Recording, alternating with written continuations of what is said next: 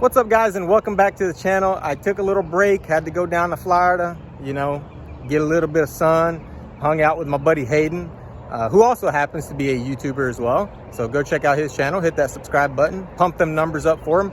But now we are back at work and I have a new build for you guys. So let's check it out.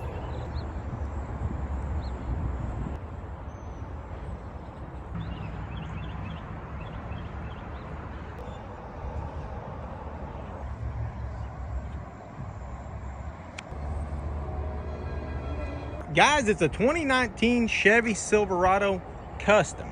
I don't know what custom means, but it does have some custom modifications here to the left side. This truck did have the suspension missing when it arrived, and Dad and Paul actually got the knuckle back on there just so it can move around and get up onto the frame. So there's not really any footage of that being done, but that was literally all they did was put the knuckle back on it. We're still gonna have to remove all that and pull the frame. There is some framework to do here. If you look in there, right there, look, it's bent. It has pulled this wheel back and pushed it up into the pinch weld there. And as you guys can see, the fender's destroyed, the headlight's destroyed, the bumper's messed up, and this little corner piece is completely missing. So it's not a really big job. It's actually like a really good buy, because check this out. No bags blown. I love it. I love when there's no bags blown. And check that out, guys. We already came up. We got cash in the floorboards, cash in the door boards, some sort of ninja stick, and some kind of demon head. Oh, look at that. A golden cross. Let's see what we got in here. I know this opens. This has to open. There ain't no way this doesn't open. How does this open? Somebody tell me how this opens. There's no way that this big old thing right here does not open. There's got to be money in there. What about in here? Registration. What is this? Wires. No wonder this thing wasn't running right. Got all the parts back here. Got the new headlight, bumper piece, control arm, shock. Very good. That means we're ready to go. Got a little hook right here for hanging your junk. Let's see the mileage. Look at that, 68,000 miles. That's not bad.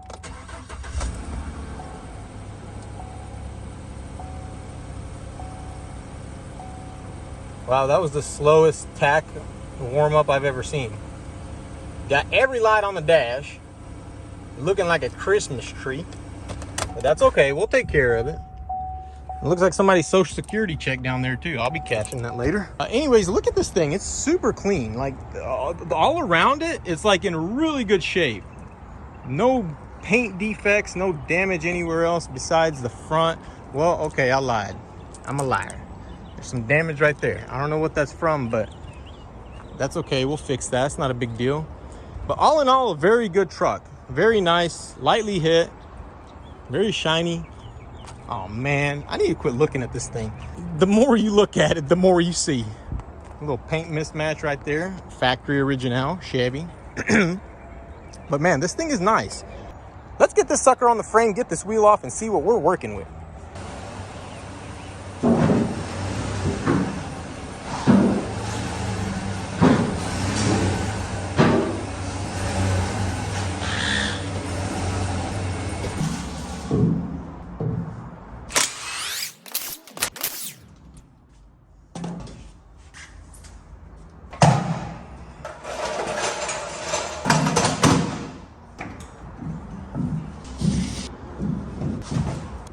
Now that we have the truck sitting on the blocks and everything is strapped down, it's time to start pulling on this frame.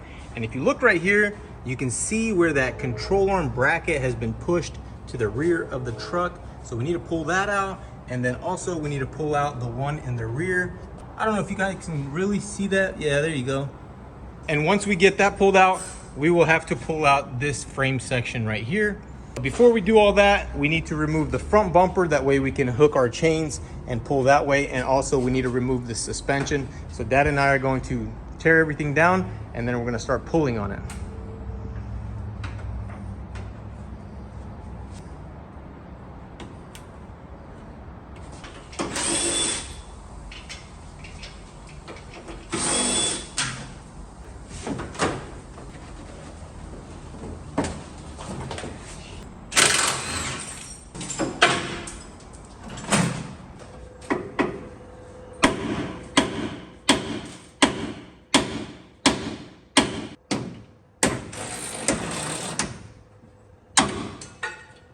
Gonna need new bolts, sir.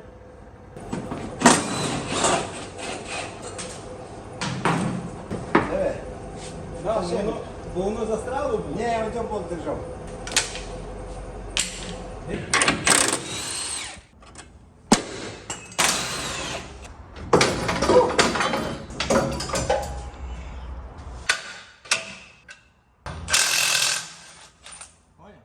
Milwaukee. The best. Forget about the rest.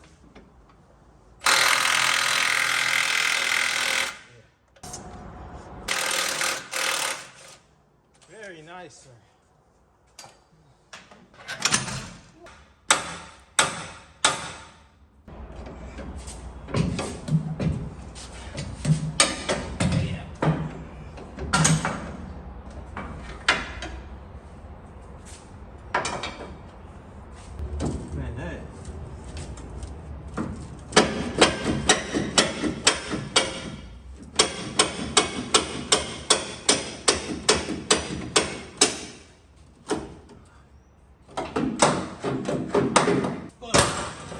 Now that we've removed the suspension, we have a much better idea of what is going on here. And if you look down in here, it looks really bad. Look at that.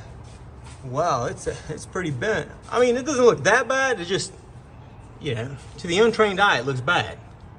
But to the trained eye, it looks bad too.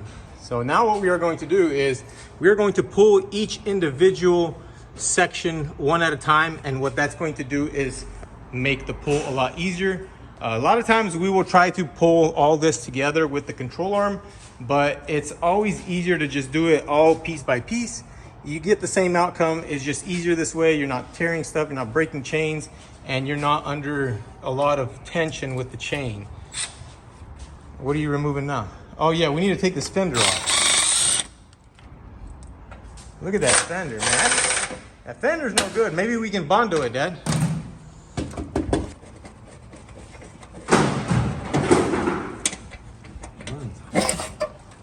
Woo! There she is. Ye old nut. Excuse me?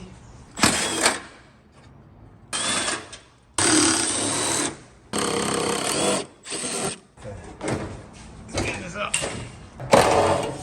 Very nice. The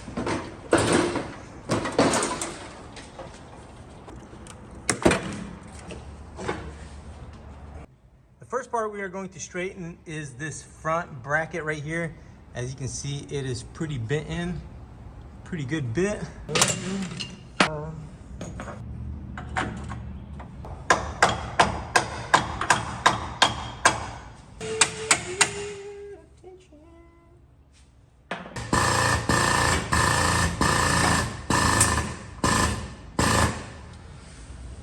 And you want to watch which when you're starting to tighten, you want to watch which way that deep hook is trying to go. Now he's trying to come at me. What do? Tap him in there. And when it's under tension like that, wherever you put it, it's kind of sort of gonna stay. So now that we've got it moved kind of into the position where we want it, maybe just a hair more, right? We got our wood in there. Make sure our jack's nice and tight. So what we have done here is we have supported the deep hook with this floor jack. That way it cannot pop out the bottom. And we've got this piece of wood right here so that these don't slide down. And these are here to create a flat surface. That way when we put tension on that deep hook, it's gonna flatten this out. And guys, I can't stress enough the importance of safety when you're doing stuff like this. Safety is of the utmost importance.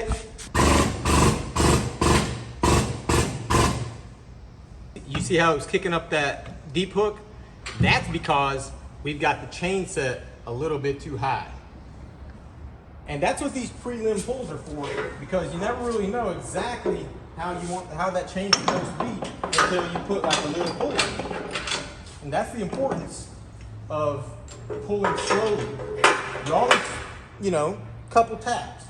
You don't ever just go full RDJ.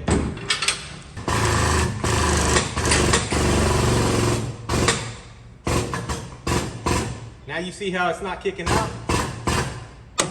Man, we can get rid of that. We don't need that right now.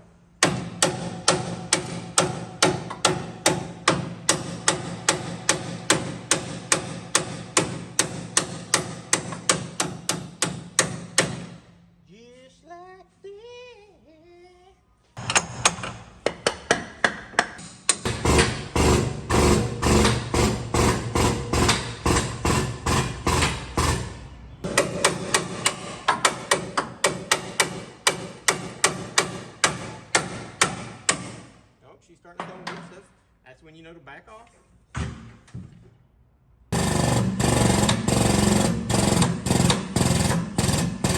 Oh, looky there. Oh, looky there. And then what you want to do is you want to tap on it right here.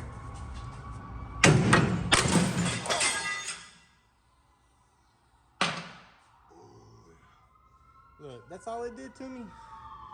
I'd say that clamp is weak. Now what we need to do is we need to throw it in this corner. See, we got all this pulled out already. Once we get it into this corner right here, then we can hit it with a hammer right here, flatten all this out, and we're done with this flange.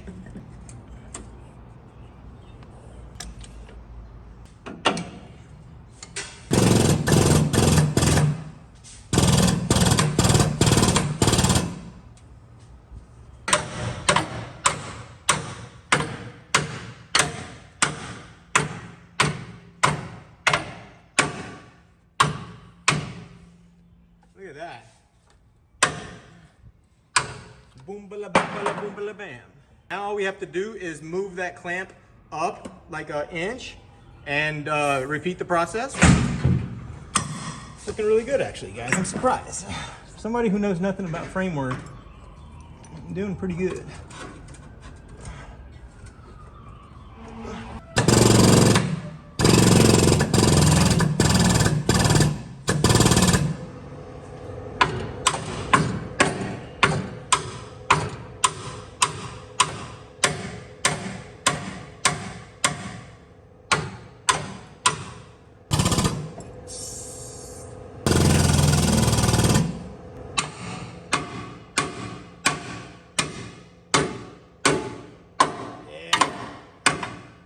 There, that's what she wanted. And once we get that dip, we can pull this back part, and then we'll stick a cylinder in there. We'll flatten everything out super nice. We'll make it look like it was never touched. See guys, this is a process, man, and I'm gonna be honest with you. A lot of this, I don't film because it's just the same thing over and over. But in this video, I'm just gonna do an in-depth video. I'm gonna do multiple parts, that way I make more money. You guys can watch more of this crap. Look at that. Wow.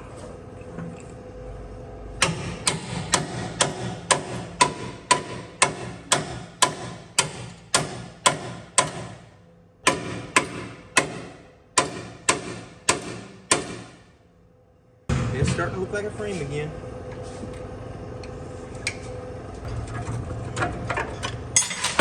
Oh, look at that, that's the alignment pin right there. We're gonna have to get a new one. I don't even know if they sell them. I might just have to refurbish this one.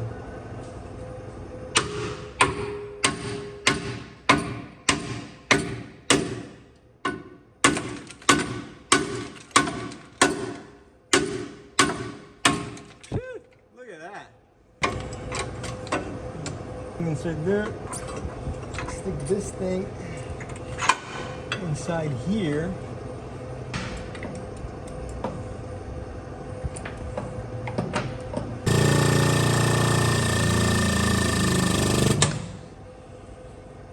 See, what we've done now is we've basically secured the back side of it, we've secured the middle of it, and now we're going to straighten out the front of it. It's a process, guys, trust it.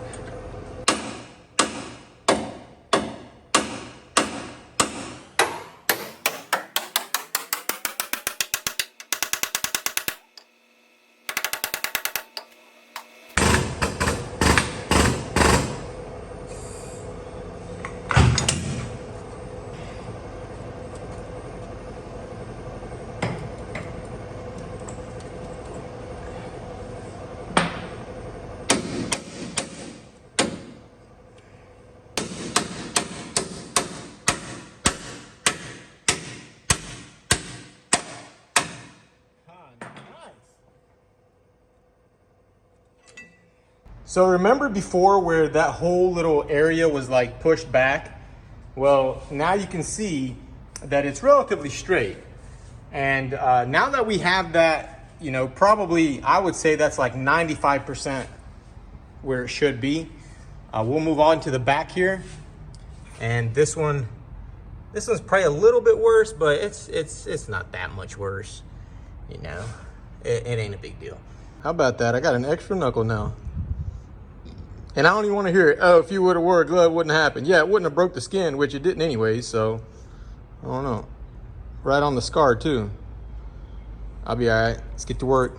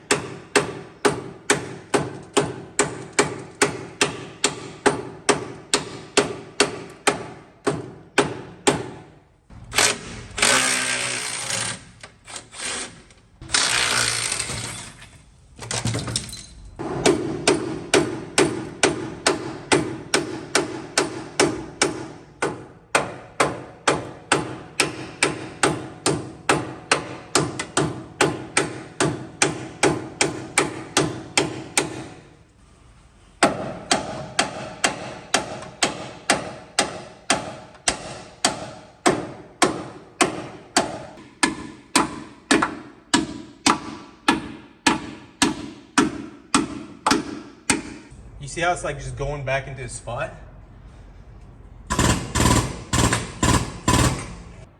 Now that our control arm brackets are sitting nice and straight, it's time to test our control arm. And here we have our control arm from the junkyard. It is a little bit rusty. I'm guessing this is like from the salt that gets spread out on the road. If you don't have a nice coating on the control arm, it tends to eat it away fairly quickly because this is not that old of a vehicle that this came off of. Let's see what it came off of.